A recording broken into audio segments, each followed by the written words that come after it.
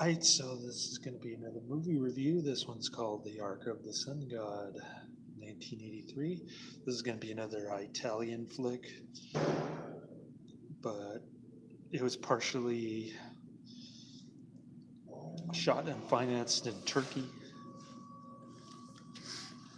This is going to be a rip-off combination of Indiana Jones and 007. I wasn't looking forward to this, although it was all right. I mean, this is about what I expected. I'm giving it 3 out of 5 stars. I thought the ending was pretty decent. Um,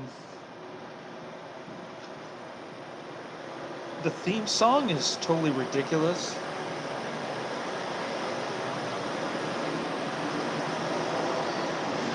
It reminded me a lot of Angel 3, the final chapter theme song. I mean, it's really bad, but in a good way. An adventure! An adventure! That's the only thing I can remember. But terrible music in a campy kind of cheesy way. Like I said, similar to Angel 3, the final chapter. And it's basically about a cat burglar who gets hired by some Brit dude pretending to be an invalid to gain sympathy from him. He's hired to steal Gilgamesh's scepter that holds some kind of value or power or something. I couldn't quite follow what was going on in this movie. I couldn't figure out why there was some cult with eyes drawn on their hands attacking this guy. Why would they attack him if he was the only one who could presumably open the door into Gilgamesh's tomb where the scepter was located? Didn't make sense. Another thing, he he goes to this Islamic shop owner there in Turkey. His name is Mohammed. This fat guy. He's always making self-deprecating jokes about how he's getting stuck in holes and stuff. I'm not sure why this guy is not being honest or what his role is in the beginning. It's kind of unclear. I think he just wants to be in it for the money, but I'm not sure. And, he says he wants to be honest guy. Like midway through the movie, I thought the first hour or so was kind of boring. Then it starts to pick up, and it's pretty good towards the end. Lots of cool explosions. There's a scene in there with rats. It's kind of interesting, not too much though. And then, so it's basically just this guy getting chased around by this cult and the cat burglar dude. He's got a blondie girlfriend, but in this one, there's no nudity. Unfortunately, those not rated. And there's not much else going on. It's kind of PG, kind of Indiana Jones movie, I guess, ripoff. And not too exciting, but pretty good ending. There's another character named Beetle who initially went into the tomb with some professor. That was a little unclear too. What happened to the professor, and why are all the professor's proteges kind of languishing there? Whatever happened to the professor? A lot of plot holes in this one, which is unfortunate and boring start. So I thought it was okay. It wasn't that great. I'd either really loved it or hated it. I was somewhere in between. Not real excited about it, but I thought I was gonna really hate this movie. I ended up being indifferent towards it. So I can post the movie in the description box, although I know it's available on YouTube somewhere. At least I think it is. It was kind of hard to watch the first hour. It was really boring. It's an hour and 32 minutes total. And,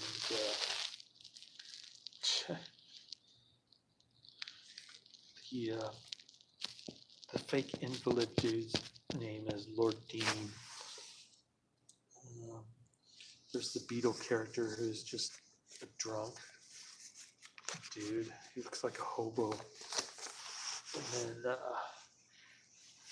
what else is going on? Oh, yeah, my son saw The Incredibles yesterday with his cousins. The Incredibles 2, I should say. He was scared of the first Incredibles movie. He said, but that was when he was younger. He's 8 now. I think he wouldn't be scared if he watched it again. But I'm going to order The Fall for him. He seemed to be intrigued by the trailer for The Fall. And, what else? So I'm going to order that on my Netflix queue, move it to the top. I also have to order something this week. Is it Diary of a Cannibal? The one that Adrian mentioned. He also mentioned Traces of Death, but I couldn't find that on Netflix. He said it was available on the web, but got so much stuff going on right now with my son's summer vacation and stuff. Probably won't get around to watching it. But I'm real excited about that. Unfortunately, I was having a bad day yesterday. My phone got wet, the back of it, and I didn't have a case, so it just wouldn't function anymore. Not to mention that I had dropped it one time and left bottom of it was kind of damaged.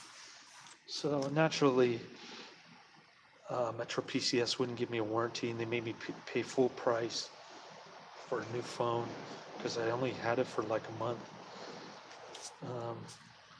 But I did shell out money for a protective case, like $20, and I ended up paying $160 total. When all said and done, I hadn't really prepared that much money in my checking account to pay for something like that. But yeah, I'm going to be short about $160 next week when my rent comes due. But I still should have enough for rent when all my bills are paid. So I'm not too worried at this point. I did apply for a bunch of jobs on Indeed, so hopefully I'll get a couple next week that are interested in having me interview or just having me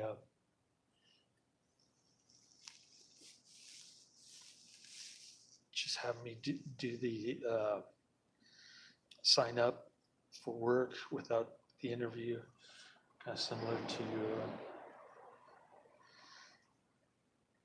the job I'm doing right now, but better pay hopefully, and hopefully early morning hours like this job, so I can do my other jobs. But in any case, I don't have any Netflix left, so that's it for this week. Or actually, this week I got more coming in the mail. My son's going to have The Fall, though. We'll get around to reviewing Avenging Angel for Adrian.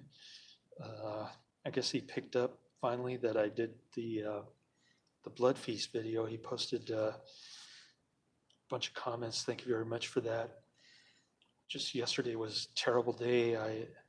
I saw that I had a couple live videos on my phone, and I closed them out, but it deleted everything on YouTube, and I didn't know how to recover it. So so I had like 100, what was it, 1,095 videos, and it went down to 1,093. That kind of bummed me out too, because this morning I had my son and I had to bring him to Chinese art class.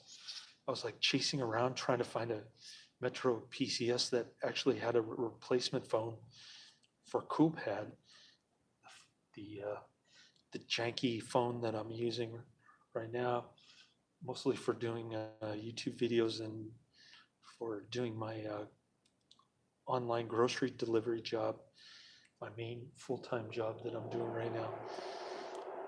And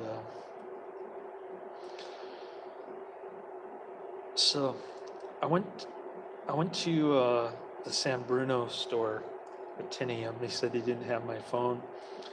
They said the guy opened it up and he said my phone was water damaged.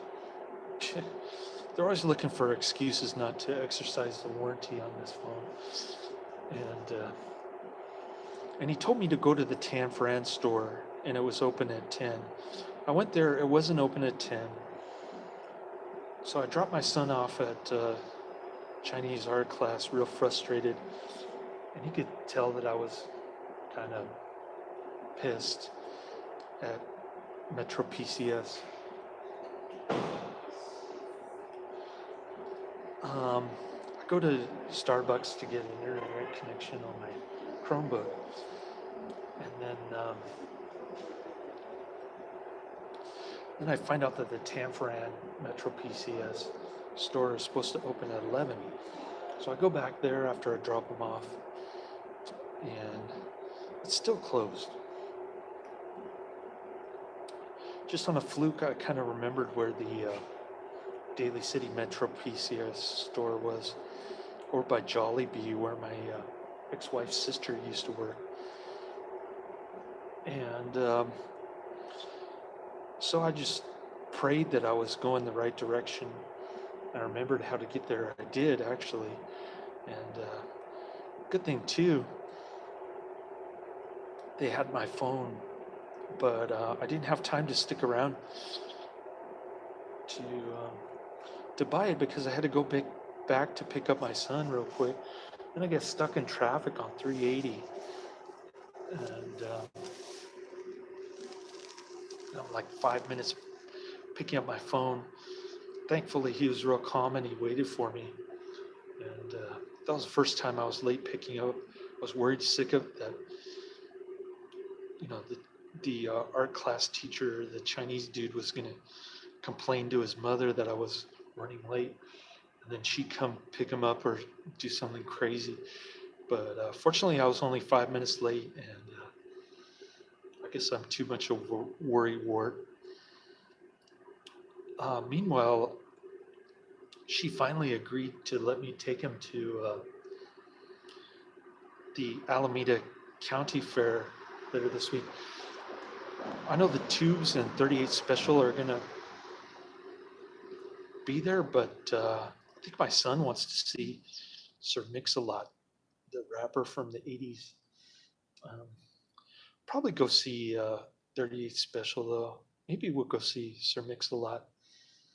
I think Sir Mix-a-Lot is Saturday night, but he's going to be up late on Saturday night, and probably want to sleep Sunday, which is probably what I want to do too, because I got my graveyard shift on Sunday night.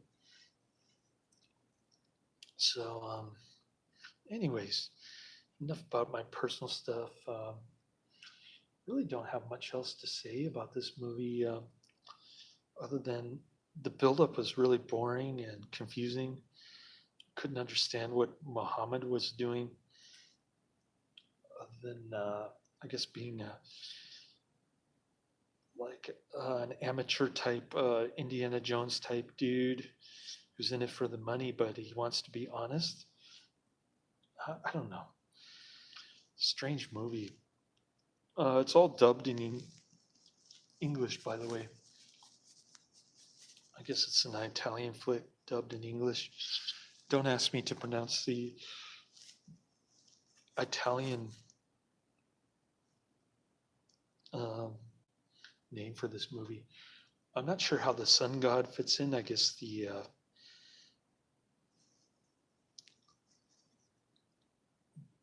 native um, population, the eye cult, the guys with the eye cult um, symbol on their hands. Those guys, I don't know, they're kind of stereotypical type of Indiana Jones type villains, I guess. Um, I couldn't understand what sun god has to do with Gilgamesh and their eye cult on their hands. That was confusing too. So the movie title doesn't really make sense. Ark of the Sun God. Gilgamesh is the sun god? I don't know. It's confusing. Not very well explained, this movie. Maybe it has to do with the English dubbing. I don't know. Perhaps it got lost in translation, but in any case, that's the end of my review. Later.